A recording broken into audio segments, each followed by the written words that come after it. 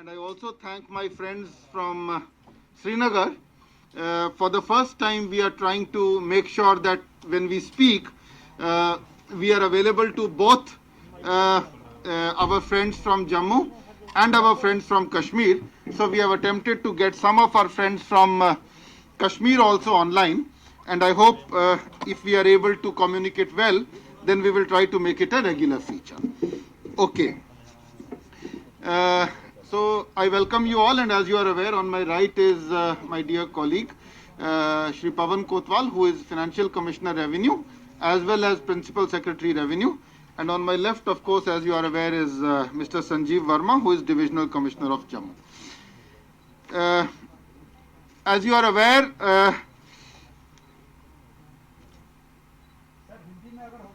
हिंदी भी हो जाएगी, उर्दू भी हो जाएगी, आप चिंता ना करें, हाँ, ठीक है. As you are aware, wide the Union Territory of Jammu and Kashmir reorganization, adaptation of state laws, the fifth order 2020, a number of changes have been made in existing laws, particularly laws related to land management. May I request all colleagues to settle down? People on the left also kindly settle down. बैठ जाइए, हाँ? It will be comfortable for all of us. You are also aware that a number of old laws, at least 11 laws, have been repealed, and at least 4 major laws have been modified. This modification, repeal, and changes has led to a variety of reactions across the spectrum. And many of these reactions have been uncharitable. For example, some political parties have said J&K is now on sale. Some others have said or commented that there is no protection in J&K with regard to land, on similar lines as it has been given to people in other states. We think there is a lot of misapprehension, misinformation, and lack of clarity on all these issues. So the three of us thought we will share with you some of the salient features of these acts and inform you about some of the changes that have been made, and also explain what necessitated those changes.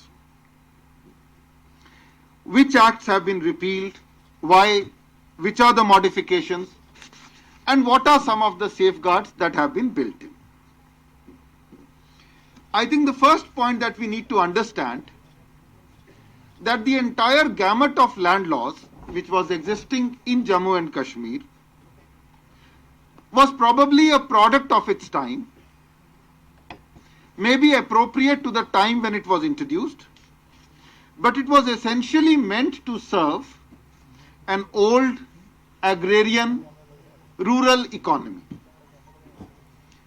Quite obviously, many of these laws had become outdated, obsolete,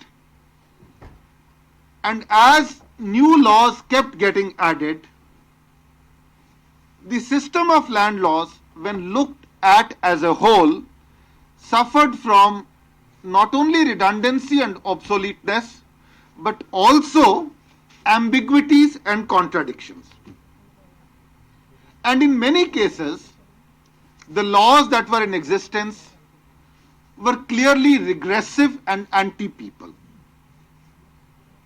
Now, how was this so? Let me give you a few examples. The Big Landed Estates Abolition Act fixed a ceiling of 182 canals, but the act was superseded by the Agrarian Reforms Act of 1976, which refined it, made a provision of 100 standard canals, yet both the BLEA and the Agrarian Reforms Act 1976 continued to coexist. The Agrarian Reforms Act of 1976 is, as we speak, 44 years old. We are in 2020 now. Yet, this act prohibited the selling of any land that was available to the tiller. So as a result, even after a generation had passed and even after 44 years, this land could not be sold or transacted. What was the consequence? You had a large number of so-called Benami transactions and restrictions for the next generation to transact this land, which was otherwise legitimately made available to the tiller. Another example, the Agrarian Reforms Act of 1976 had ended tenancy, but the Tenancy Stay on Ejectment Proceedings Law 1966 still continues to be in force. There are still more interesting examples. We had a very good law, the Prohibition of Conversion of Land and Alienation of Orchards Act 1975. Now, quite correctly, this law prohibited the alienation of orchard lands, which was a laudable objective. But surprisingly, it also restricted the creation of new orchards, and to create a new orchard, the permission of the government was required. Similarly, the Right of Prior Purchase Act placed severe constraints and restrictions on an owner's right to dispose of his own property, so much so that neighbors and others had a so-called right of first refusal, both in urban and rural properties, restricting the rights of an owner to dispose of his own properties. I can go on and on and on about some of the ambiguities, contradictions, difficulties in the old laws. Just to give one or two more examples. There were different definitions of family across acts and laws. Provisions for conversion and alienation of laws were different across laws. So, at the end of all this, we had a gamut of land laws which was sometimes inconsistent, sometimes ambiguous, sometimes contradictory, and at other times clearly opposed to the interests of the public at large. So there was a need to, if I may say so, straighten up, clean up the system and provide a set of land laws which was simpler, which would prevent unnecessary litigation, and which would prevent discretionary interpretation of these laws. And as we know, any discretionary interpretation of laws leaves aside scope for vested interests to operate. So this is the background which I thought I will clarify to you. So what has been done now? As I have said, 11 laws have been repealed. And which are the laws which have been repealed? Again, I will give you a couple of examples. So laws which were either redundant or obsolete, or as I said, people unfriendly, they have been repealed. Good example, Tenancy Stay of Ejectment Proceedings has been repealed. Now there was a law called the Jammu and Kashmir Utilization of Lands Act, which empowered the state to take over any land which had not been cultivated for 2 years. This has been repealed. There was the J&K Floodplain Zones Regulation and Development Act 2005. Now why has this been repealed? This has been repealed because all the provisions of this law are already available in the Water Resources Regulation and Management Act 2010. I spoke to you about the problems with Right of Prior Purchase Act. This has been repealed. Similarly, Tenancy Stay of Ejectment has been repealed. Consolidation of Holdings Act 1962, Land Improvement Scheme 1972, Prevention of Fragmentation of Agricultural Holdings Act 1960, Common Lands Regulation Act 1956. These are some of the 11 laws which have been repealed. But I must clarify here that many of these laws had interesting and people-friendly provisions, and each of these provisions we have taken care to ensure that these are saved in the new acts or the new codes which have come about. For example, Section 20B of the Big Landed Estates Abolition Act has now been saved as 133B of the Land Revenue Code.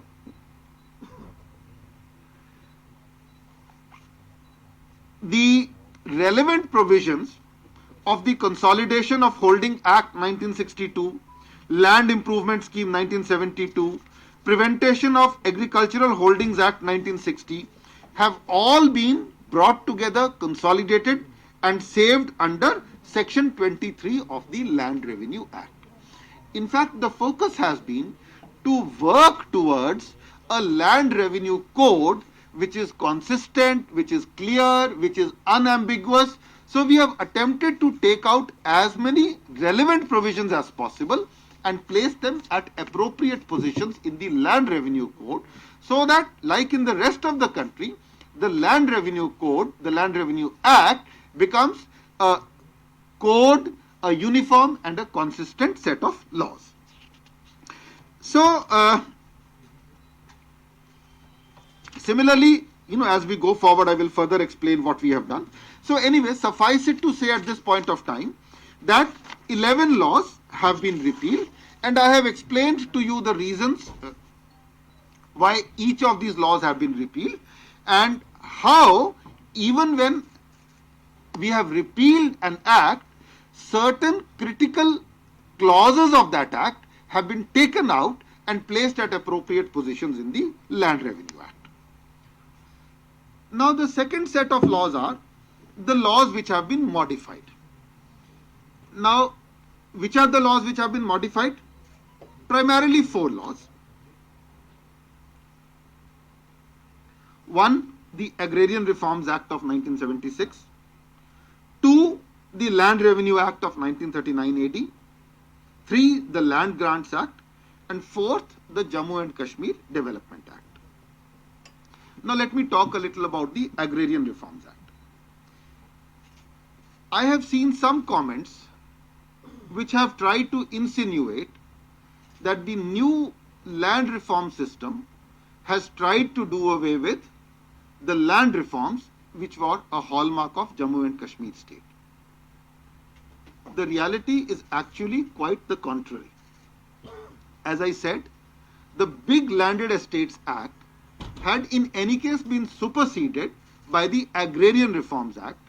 So the redundant provisions of the Big Landed Estates Act have been done away with. But as I said earlier, some of the relevant provisions such as 20B have been saved, and the Agrarian Reforms Act stays very much in place.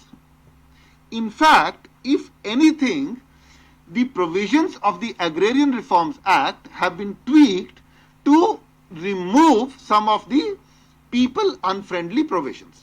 For example, I mentioned about the fact that people who had legitimately got possession were unable to sell. So the amendments in the Act permits sale by the tillers after 15 years of ownership. Certain provisions in the old Act allowed erstwhile owners to continue to file resumption applications. That provision has again been done away with by providing a sunset clause and therefore disallowing new resumption applications by landlords. There is a time-bound disposal provided for all pending and residual matters. So as I said, if anything, by permitting sale of land by the tillers, by disallowing resumption applications, and by providing for time-bound disposal, we have ensured that the law has become more progressive, more people-friendly, and clear. Now, what about the Land Revenue Act? As I said, the attempt has been to develop the Land Revenue Act as a land code to provide contradictions, to prevent contradictions, to avoid multiplicity of laws, and to provide for certain progressive provisions such as setting up of a revenue board, regional planning for regulating use of land. The important provision that I want to draw your attention to is that under the new land laws, agricultural land can only be sold to agriculturists. Now, how is agriculturalist defined? Agriculturist has been defined as a person who cultivates land personally in the Union Territory of Jammu and Kashmir. A lot of people, as I said, have spoken about there not being adequate safeguards. I wish to emphasize and re-emphasize that agricultural land can only be sold to agriculturalists, and agriculturist is defined as somebody who cultivates personally within the Union Territory of Jammu and Kashmir.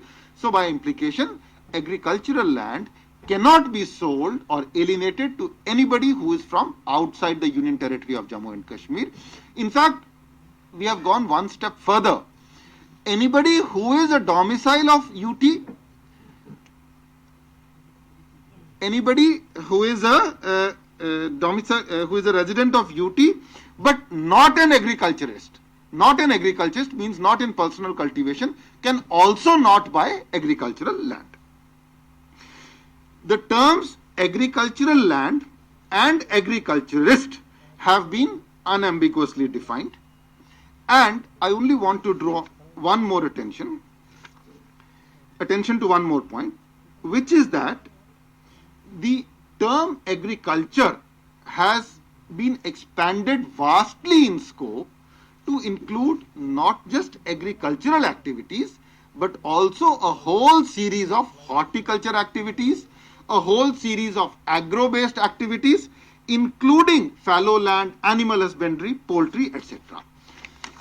So the provision of this one clause alone will ensure that more than 90% of land in the Union Territory of Jammu and Kashmir, which is agricultural in nature, remains protected, inalienable, and with the people of Jammu and Kashmir.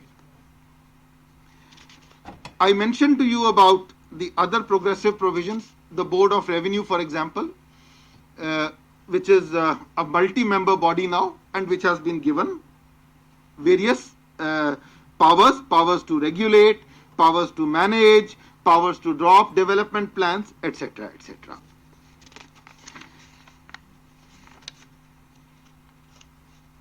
So I spoke about land reforms and how we have tried to protect that. I spoke about how more than 90% of the land will be protected, agricultural in nature, and this will include horticulture, this will include land in other agro-based industries, etc., etc.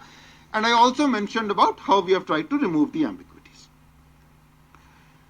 Now the third and the relevant element in the matrix is the Jammu and Kashmir Development Act. Now the Jammu and Kashmir Development Act is a 1970 act which has gone through many modifications. But what have we done in the latest modification?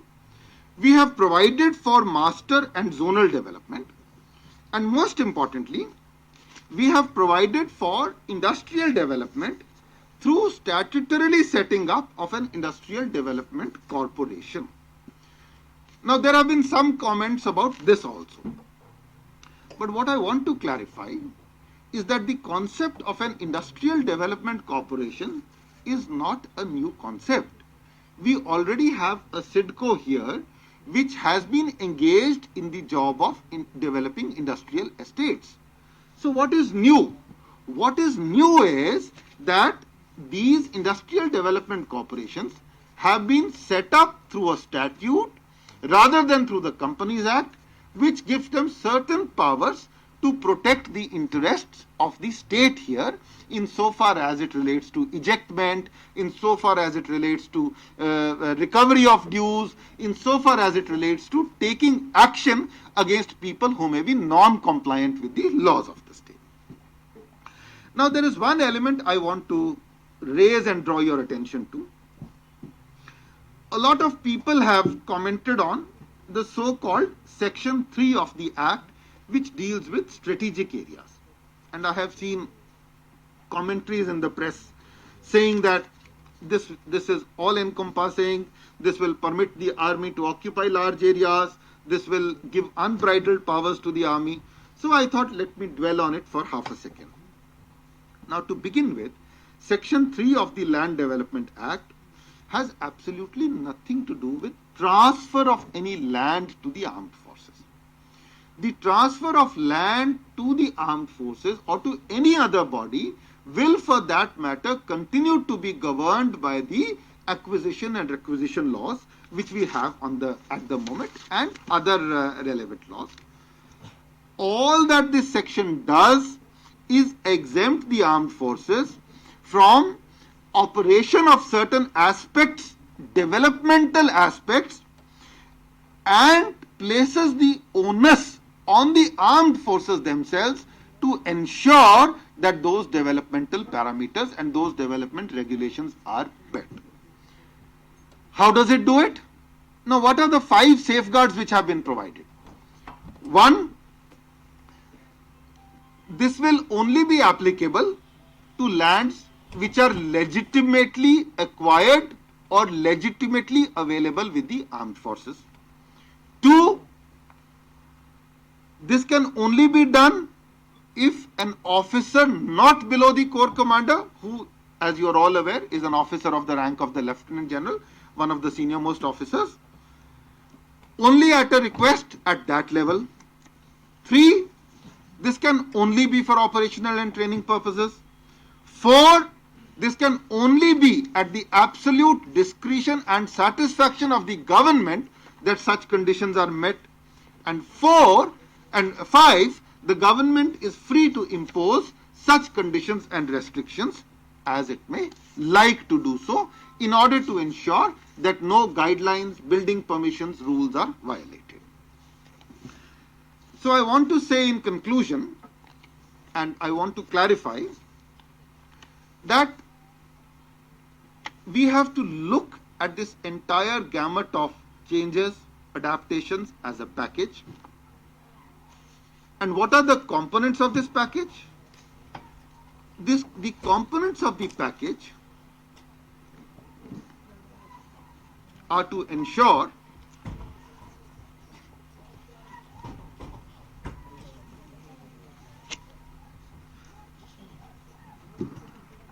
I'll just finish. I will leave you free to cover the other item if you want to cover. So no, I said it half in jest, but I am concluding.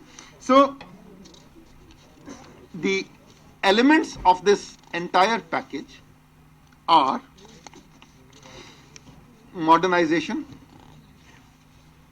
ending of obsolete, people unfriendly provisions, ending of ambiguities and inconsistencies, modernizing the entire system of land management, leaving no scope for application of discretion, operation of vested interests, and attempting to prevent unnecessary litigation.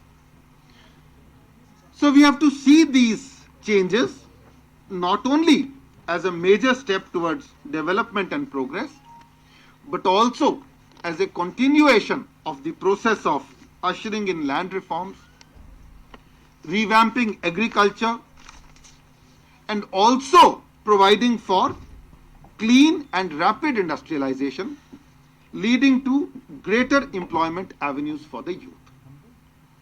What I do want to say in conclusion, and I cannot overemphasize, as I have pointed out, the Land Revenue Act, especially if you look at section 133, provides for adequate protections against alienation of land to outsiders, and as I have pointed out, more than 90% of the land being agricultural is protected from this kind of alienation, and there are adequate safeguards available in the adapted laws. So thank you so much. Thank you for a very patient hearing. So if there are still some doubts persisting, my colleague Dr. Pavan Kotwal, who is also the Principal Secretary Revenue, will be happy to clarify. And of course, if there are any operational questions, Mr. Sanjeev Verma, the Divisional Commissioner, is available. So thank you very much. Sir, in front of you, sir. Yeah, I can see you. And Sir, I can hear you also. as you have given a very detailed review on this land loss, but a lot of confusion is there among a common man regarding these laws. How the government is approaching to the Aam Aadmi related to these Land Laws Act and making them understand about in a layman's language, sir. देखिए, हमने समझा कि confusion है. That is the reason we are all here, and that is the reason Principal Secretary Revenue is also here, because we wanted to clarify these things. बहुत सारी चीजें शायद public domain में नहीं थी. इसी वजह से हमने सोचा कि we'll clarify some of these issues. So my next question is that because FC Revenue is also sitting by your side, recently one order related to Gair Mumkin Khad was also issued. Sir, will you please throw some light on this, please? Vishal, Sir. may I suggest that अभी हम in land laws की बात करते हैं. We are here. If you have any subsequent questions, we are all here. We'll answer them. Thank you, sir. Sir, excuse me, sir.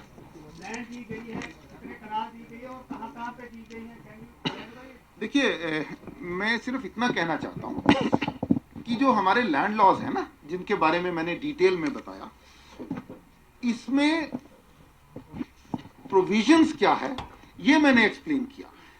But what I want to emphasize and reemphasize is, तीन चीजें मैं emphasise करना चाहता हूँ. एक, agricultural land के लिए protection है, इनसाइडर्स के लिए प्रोटेक्शन है, जिससे 90% से ज्यादा लैंड प्रोटेक्टेड है. दूसरा, जो हमने लैंड डेवलपमेंट लॉज में स्टैट्यूटरी कॉर्पोरेशन बनाई है, उसका पर्पस ये है कि अगर इंडस्ट्रियलाइजेशन के लिए जमीन की आवश्यकता है तो वो एक तरीके से तरतीबवार से दी जा सके ताकि कोई अननेसेसरी लैंड ना ले सके. सो अगर इंडस्ट्रीज डिपार्टमेंट को इंडस्ट्रीज डेवलप करना चाहता है तो जाहिर है उससे एम्प्लॉयमेंट आएगी, but that has been done in a properly regulated fashion through the operation of these laws.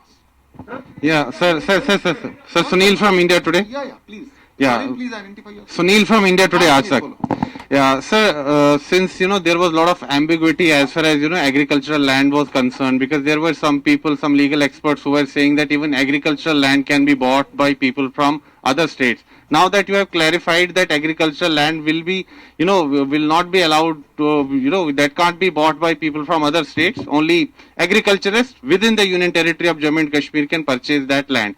So you have also said that 90% of the agricultural land 90% of the land in Jammu and Kashmir is agricultural, and only 10%. What you are trying to say is that only 10% of the land in Jammu and Kashmir can be bought by people from other states. Is that what you are trying to say? No, Sunil. See, what I am trying to say is, I think you are flipping my statement around. What I am saying is that 90% of the land is agricultural. I mean, it could be, for example, एक division में हो सकता है 93% हो, दूसरी division में 89% हो. I have given you a broad figure. दूसरा चीज मैंने ये कहा कि सेक्शन 133 जो है लैंड रेवेन्यू एक्ट का, अब obviously we don't have a time for a detailed presentation, but I'm very happy to share with you all the safeguards that have been built into this. What I'm saying is that broadly speaking, agricultural land is protected. There are adequate safeguards. In so far as other lands also are concerned, there are adequate provisions and clauses built into this so that it is done in an orderly fashion. This is all I'm trying to say. So, but और जो remaining 10% की बात की ना, उसमें 10% में सड़क भी आएगी, बिल्डिंग भी आएगा, ऑफिस भी आएगा, मकान भी आएगा. So it is obviously incorrect to say that 10% is available for sale. That's the point. But there is no requirement of PRC or domicile certificate for purchase of non-agricultural land. See, first, as has been clarified by my colleague Mr. Rohit, that the protection, because majority of the land which is transacted generally is agricultural land, and agricultural land is the bigger chunk when we compare it with the commercial land. Roughly around say 95% of land in Jammu division is agricultural land, and in Kashmir around 90% of the land is agricultural land. So any alienation of that agricultural land is covered under section 133H, which is a new provision. And just for further clarification, I would just read it out, because then you will understand what the law says, and please interpret it as per your wisdom. It says, save as provided in this act. No sale, including sale in execution of a decree of a civil code, or for the recovery of arrears of the land revenue, or for some recoverable as arrears of the land revenue, gift or exchange, no mortgage of any land or interest therein, no agreement made by instrument in writing for sale, gift, exchange or mortgage of land shall be valid in favor of a person who is not an agriculturist. So you can't alienate land by virtue of sale, gift, mortgage or any other means to a person who is not an agriculturist. Right. Now we come to the definition of agriculturist. For the purpose of this section, the expression agriculturist means a person who cultivates land personally in the Union Territory of Jammu and Kashmir, as on such date as may be notified by the government. Such category of persons as may be notified by the government from time to time. So only a person who cultivates, means who is already cultivating land in the Union Territory of Jammu and Kashmir, is an agriculturist. So it precludes anybody else who is cultivating elsewhere. So you must be an agriculturist, you must be having a land already, and you must be cultivating it personally to come under the definition of agriculturist, and it is only this class of people who are permitted to engage in the alienation, means either buy or sell the agricultural property. Sir, but is there requirement of domicile certificate for purchase of non-agricultural land in Jammu and Kashmir? See, the law No. law does not mention, this law does not mention anything about the domicile, because it has been clarified to you in the previous conference also, that is issued under a separate act, which is a Decentralization Act, and that particular document is valid for the purposes of obtaining jobs in the government in the state of Jammu and Kashmir. Right. So here anybody can buy the non-agricultural property, Okay. but agricultural property only an agriculturist Got of it, Jammu and got Kashmir. Can buy, and the provisions and the safeguards are all given All in the given. act. So just Sir? अरे मैं आप ही के लिए हूँ, आप why are you getting restless? मैं ये कह रहा हूँ कि 133A to 133H जो है ना, अगर आप देख भी लेंगे, and we'll be happy to share it Yes, with you, yes. इसमें सारे safeguards हैं, सारी provisions हैं, क्या क्या conditions हैं, वो 133 to 133A to 130 L तक. to 133L, 133A to 133L तक जो सारा दिया गया है, ठीक है? We'll be happy to share. This is already in public domain, but we'll share can. it. Ramsam sir, you are talking of protection to agricultural land, but in these days, most of the agricultural land is being cultivated. वो तो है ना, सनम को तो मैं देख रहा हूँ इधर. हाँ बताइए, is it Arun? Ramsam sir, this side. Yeah, Arun, I can see you. Yeah, बताइए. You are talking of protection to agricultural land, and at the same time you are saying agriculturist means the person who cultivates land in Jammu and Kashmir. Yes. But today, I think Daksha also knows it, and Varmali also knows, most of the land in Jammu and Kashmir these days is being cultivated by people who come from UP and Bihar. Will they be agriculturists as per your No, definition of law? वो लिखा हुआ है, वो तो आप अगर इसका C clause पढ़े ना, उसमें under the personal supervision of oneself or of any one member of family or by hired labor or servants on paid wages. They are hired labor. Don't worry, Arun. Sir, ऐसा कुछ नहीं है. I mean, You have to be owner first.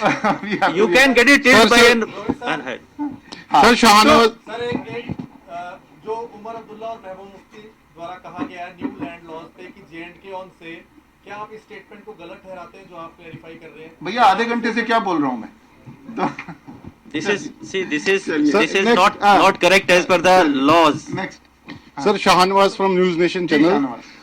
Sir मेरा सवाल आपसे ये है क्योंकि लैंड लॉ कुछ दिन पहले आया तो मैसेज भी क्लियर पूरे कंट्री में चला गया कि कोई भी आकर जम्मू कश्मीर में लैंड खरीद सकता है, खासकर नॉन एग्रीकल्चर लैंड खरीद सकता है।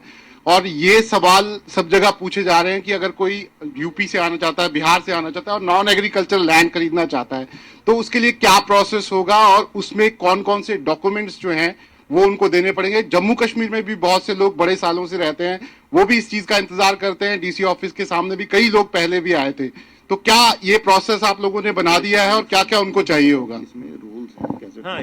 Yes, you are right. Then the regulations they are to be framed specifying what are the documents, minimum documents which are required to establish that you are a bona fide buyer to buy land in the non-agricultural category. चलिए, if there are no other questions, हाँ, thank you very much. Okay, last question. Please identify yourself. जी बताइए। Sir सवाल मेरा ये है कि 370 के हटने के बाद पहली बात ही ये कही गई कि जो भी लैंड होगी उस पर कोई भी बात नहीं होगी, जो लैंड है वो आपके लिए सेफ रहेगी। कहीं ना कहीं यही वजह रही कि लोग अपने आप को ठगा हुआ महसूस कर रहे हैं। पर इस समय काफी लोगों में अफवाह ये भी उठ रही है कि 371 है वो भी लागू हो सकता है। क्या इसको आप क्लैरिफाई करते हैं कि 370 आने वाले समय पर आ सकता है या नहीं आ सकता? देखिए मैडम, मैं तो केवल इतना ही आपसे निवेदन करना चाहूंगा कि मैंने आपको विस्तृत विवरण दिया कि जो लॉज अडेप्ट होके गैजेट में पब्लिश हो चुके हैं उनकी क्या मंशा है और उनके जरिए हम क्या अडॉप्ट करने की कोशिश कर रहे हैं। और एक चीज मैं जरूर आपसे कहना चाहूंगा कि बहुत चर्चा में ये भी बात आई कि अन्य राज्यों की तरह यहाँ के रेजिडेंट्स को प्रोटेक्शन नहीं दी जा रही है। उसमें मैं ये स्पष्ट करना चाहूंगा, क्लैरिफाई करना चाहूंगा कि जो प्रोटेक्शंस दी गई हैं वो quite similar to what are being offered in Himachal and Uttarakhand है। और जैसे मैं पुनः दोहराऊंगा कि सेक्शन 133 जो है उसमें नॉन एग्रीकल्चरिस्ट पे बैन तो है ही है, साथ में उसमें एक पूरा विवरण है A to H में कि किन हालात में क्या हो सकता है, what are the safeguards. Sir, one last question, sir. Pradeep. Water channel का हो गया मैडम आपका। Pradeep ji. Sir, one last question. As you said, 90% of land is an agricultural land, means 10% is left. Out of 10% also the state land has already been occupied under the Roshni scheme, which the government has decided to retrieve. So that means very less land is left for the people, whether they will be coming from here or any part of India. Now the question is, when you have decided to retrieve land, are you going to start it from the bottom, those people who have got 5 marlas, or the main influential bureaucrats, politicians, businessmen, or the X is going to start from that place? Pradeep, मैं इतना ही कहना चाहूंगा, आपने रोशनी के बारे में सवाल पूछा, मैं इतना ही कहना चाहूंगा कि there are orders subsisting of the honourable high court and the government is committed to ensuring that the orders of the honourable high court are implemented fully, firmly in letter and spirit. Yes, and we will start from the top. And we will start from the top to bottom, not from bottom to top. Thank you. चलिए, thank you very much. Thank you. चलिए, धन्यवाद।